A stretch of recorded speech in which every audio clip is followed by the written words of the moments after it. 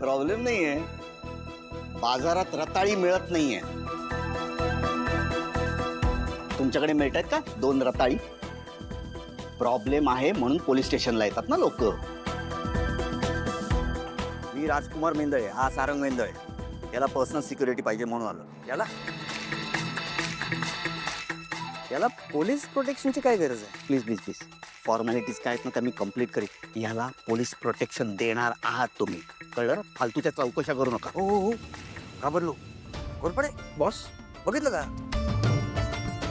आपल्या चौकीत येऊन कोणीतरी आपल्यालाच कायदा शिकवतोय. या नाही बघितलं साहेब आणि ऐकलं सुद्धा.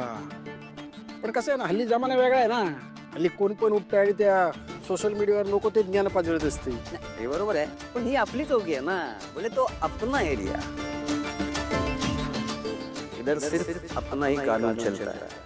इधर ये सब अलाउड नहीं है. मला माहिती आहे ना बॉस, मला माहिती आहे, पण ह्यांना माहित नाही ना. पण तुम्ही टेन्शन घेऊ नका, मी व्यवस्थित समजून सांगतो त्यांना. मी काय म्हणतो, तुम्ही दादाला बाहेर घेऊन जा आणि जी काही फॉर्मॅलिटी असेल ती सांगून टाका. चालते की, या तुम्हाला थंडा पाजतोय. हा? नाही ते गरम होतंय ना, थंडा पाजतो म्हणजे बरं वाटेल. या पोलीस प्रोटेक्शन घ्यायचंय तुला, कळलं ना? ये चल.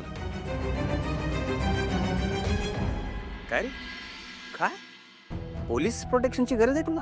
आईला काळजी वाटते, बाकी काही नाही. हा, आता आई म्हटल्यावर काळजी आलीच रे. तरी बरं आहे, तुझी काळजी करणारा कोणीतरी आहे तुझ्या आयुष्यात.